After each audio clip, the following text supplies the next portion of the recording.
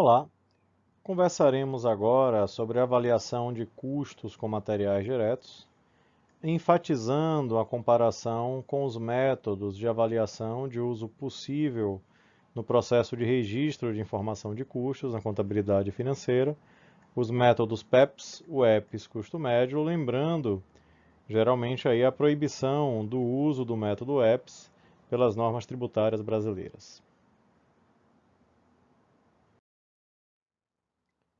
Nessa nossa conversa, temos o objetivo de comparar o uso dos métodos PEPS, UEPS e custo médio, analisando aí seus diferentes impactos sobre o estoque final, sobre o CMV apurado e as implicações tributárias associadas a cada um deles.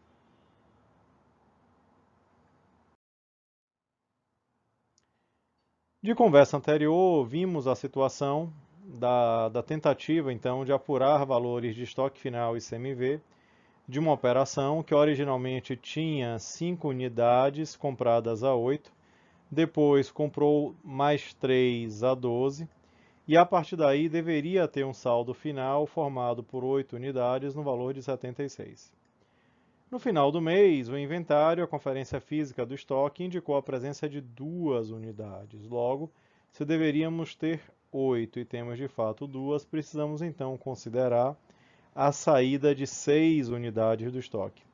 E essa consideração poderia então ser feita com o uso de algum dos métodos de avaliação de estoque com base em documentação hábil e idônea, com base nas notas fiscais de entrada, seja o método PEPS, o método EPS ou o método do custo médio. E também, de conversa anterior, verificamos que em função do método aplicado, diferente seria o custo e diferente seria o estoque final apurado. Quer dizer, diferentes distribuições aí poderiam ocorrer. O que é que percebemos? No caso do EPS, um maior custo e um menor estoque. No caso do PEPS, um menor custo e um maior estoque. E no caso do custo médio, sempre aí valores intermediários entre o PEPS e o EPS.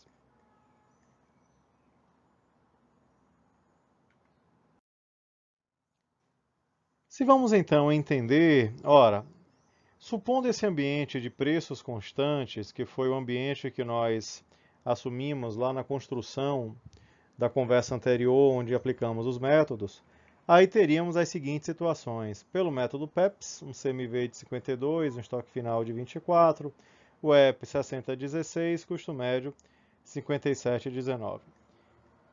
Só que se vamos adiante, poderíamos assumir para essa operação uma receita de 100, quer dizer, essas mercadorias foram vendidas por 100, e podemos assumir uma tributação sobre lucro real. O que é lucro real? É quando a empresa apresenta suas receitas, subtrai seus consumos, a exemplo do CMV, e o que sobra seria o lucro real.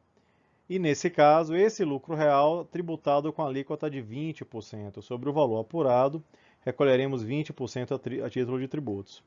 No Brasil existe uma outra sistemática de tributação, que é a tributação sobre lucro presumido, onde o tributo é calculado a partir de uma base presumida do faturamento como um percentual do faturamento.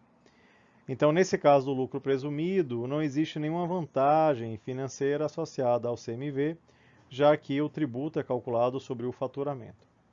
Então, nessa situação, se vamos supor receitas de 100, para cada um dos diferentes métodos, poderíamos calcular o resultado. Então, no método PEP, supondo uma receita de 100 e um CMV de 52, o lucro antes dos tributos seria de 48. Para o método EP, supondo a receita de 100 e um custo de 60, teríamos um lucro antes dos tributos sobre renda, antes do imposto de renda, de 40. E no custo médio, assumindo a receita de 100, um CMV de 57, se eu tiro 57, eu chego então nesse resultado de 43. Ao analisar os resultados, o que é que vamos perceber? Se essa empresa vai pagar 20% do resultado a título de tributo sobre renda, obviamente, quanto maior o resultado registrado, maior será o valor do recolhimento do tributo sobre renda.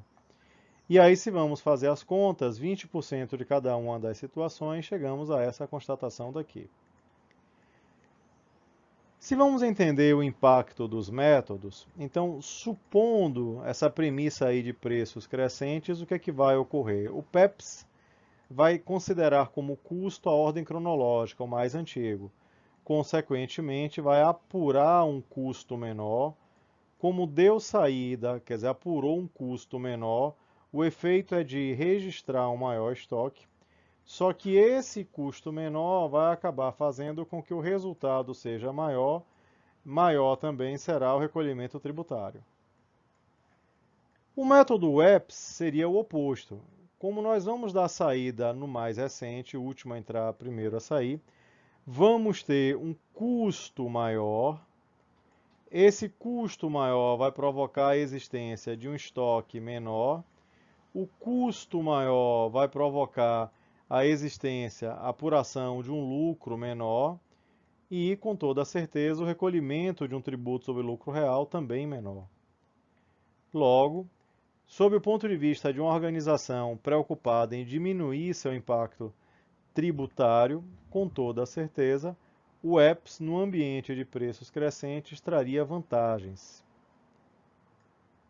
Essas vantagens associadas ao menor recolhimento tributário, com toda certeza, essa vantagem para a organização seria uma desvantagem para o fisco.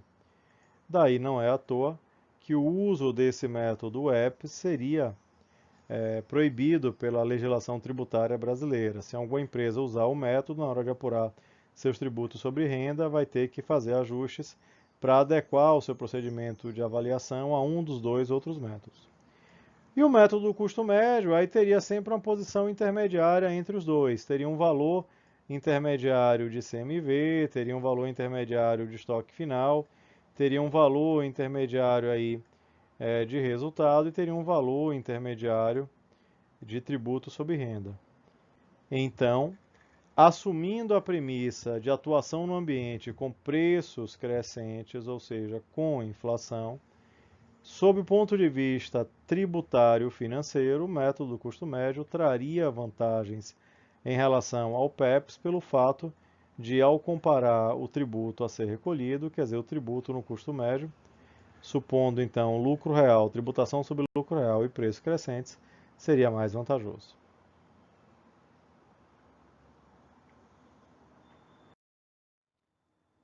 Com isso, esperamos ter alcançado os objetivos propostos para essa nossa conversa, que envolveria comparar o uso dos métodos PEPS, WEPS e custo médio e os seus impactos sobre estoque final, CMV e tributo sobre lucro real.